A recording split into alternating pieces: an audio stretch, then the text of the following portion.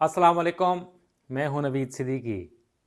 Middle east में यानी मशरक़ वस्ता में बहुत तेज़ी से डेवलपमेंट्स हो रही हैं और गुज़िश्ता 48 घंटों के दौरान बहुत बड़ी डेवलपमेंट्स हैं और मच अवेटेड, जिसका बहुत ज़्यादा इंतज़ार था गुज़िश्ता कई माह से, और बिलाखिर सीज़ फायर मुआहदे की सूरत में ये कल्मिनेट हो गई हैं इंतज़ार। सीज़ फायर मुआहदा 48 घंटे पहले हमास और इसराइल के माबैन तय पा गया है और दोनों पार्टीज़ ने इसके ऊपर दस्तखत कर दी हैं या एग्री कर गए हैं। और ये सीज़ फायर मुआहदे के ऊपर बातचीत गुज़िश्ता साल मई में जो बाइडन के कहने के ऊपर शुरू की थी, और अब उसके ऊपर गुज़िश्ता कई माह से ये कहा जा रहा था कि सर्दियां शुरू होने से पहले सीज़ फायर मुआहदे के ऊपर अमल दरामद हो सके, मगर इसराइल इसके ऊपर राज़ी ना था, जिसकी वजह से तअत्तुल का शिकार रहा यह मामला। ताहम डोनाल्ड ट्रंप 20 जनवरी को ओहदे सदारत का हल्फ उठा रहे हैं और उसने धमकी दी थी कि हम जहन्नम बना देंगे हमास के लिए गज़ा को अगर सीज़ फायर मुआहदे पर राज़ी ना हुआ। लिहाजा अमेरिका, कतर और मिस्र की कोशिशों की वजह से, जिन्होंने सालिसी का किरदार अदा किया और कई घंटे तक और कई हफ्तों तक या कई महीनों तक उन्होंने कोशिशें की और वो बारहवार साबित हुई। और रवां हफ्ते उन्होंने बहुत सारे सेशंस किए और 2 रोज़ पहले 3 रोज़ पहले जो उन्होंने कई घंटों पर मुहित एक मुशावरती सेशन किया इसराइल और हमास की जो नेगोशिएटर्स थे उनके साथ। बिलाखिर सीज़ फायर के ऊपर उसके ऊपर इत्तेफाक हो गया है। मगर सबसे बड़ी डेवलपमेंट आज की यह है, गुज़िश्ता रोज़ इसराइली काबीना ने 2 मरतबा सीज़ फायर मुआहदे के ऊपर जो वोटिंग है वो मुअख्खर की। बिल आखिर आज के लिए मामला रखा गया जुमा के लिए। और अब से थोड़ी देर पहले एक बहुत बड़ी ब्रेकिंग न्यूज़ और डेवलपमेंट ये आई है कि इसराइली सिक्योरिटी काबीना ने सीज़ फायर मुआहदे की मंजूरी दे दी है और गो हेड दे दिया है और सिफारिश की है कैबिनेट से कि इसके ऊपर मंजूरी दी जाए। लिहाजा कैबिनेट का इजलास भी जारी है और आलमी मीडिया ज़राए के ज़रिए ख़बर दे रहा है कि जो फुल कैबिनेट है इजराइली, उसने इसकी मंजूरी दे दी है। और जो सिक्योरिटी कैबिनेट का इजलास हुआ जेरूसलम में, और उसमें भी नेतन्याहू वज़ीर आज़म और दीगर डिफेंस मिनिस्टर, फॉरेन मिनिस्टर और दीगर उनके जो कॉन्फिडेंट थे उसमें शिरकत की उन्होंने। और कई घंटे तक ये इजलास जारी रहा और तकरीबन 3 से 4 घंटे तक ये इजलास जारी रहा।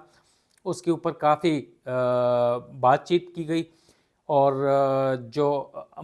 सीज़ फायर के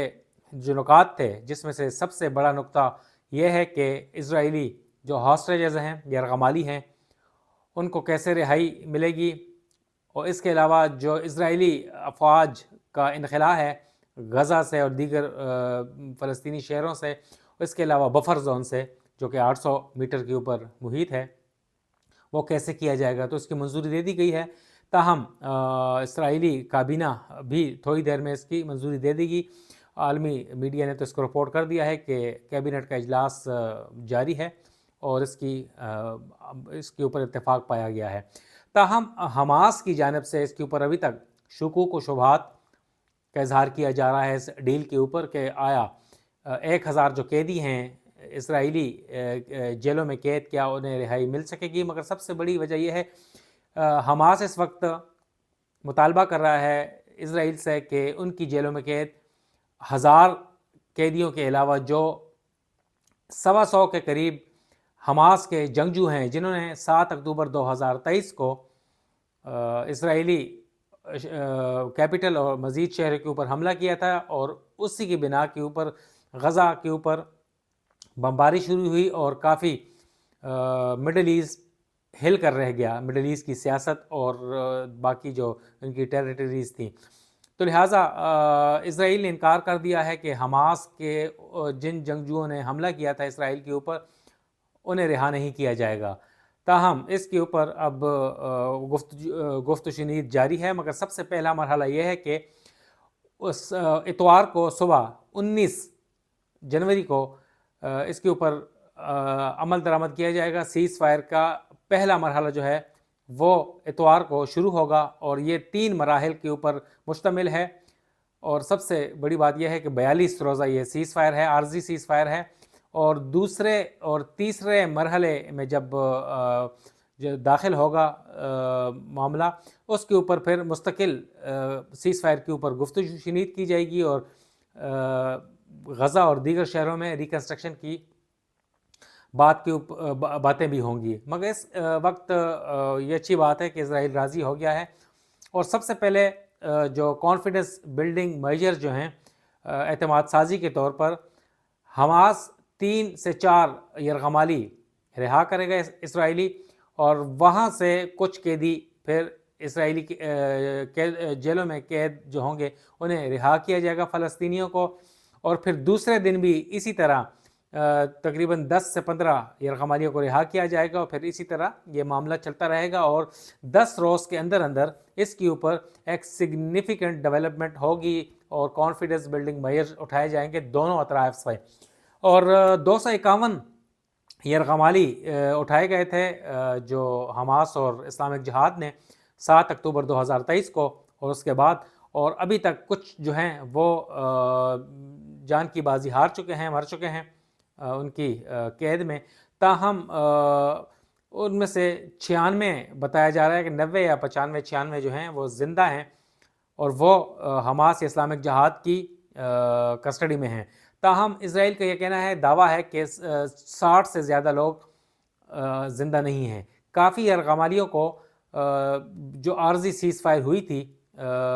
کچھ ماہ پہلے، اس میں رہا کر دیا تھا، اور وہ دے دیا گیا تھا، کچھ امریکی شہری تھے اور کچھ اسرائیلی بھی تھے، اور انہیں رہا کروا دیا گیا تھا، کچھ ایک برٹش بھی تھا۔ لہٰذا اس وقت صورتحال یہ ہے کہ سب سے پہلے تو یرغمالی رہا کیے جائیں گے، اس کے بدلے دونوں اطراف سے یہ قیدی بھی رہا ہوں گے اسرائیل اور حماس کی جانب سے، اور پھر جو بے گھر افراد ہیں انہیں واپس آنے دیا جائے گا، پیدل افراد کو بھی اور گاڑیوں میں بھی آنے دیا جائے گا،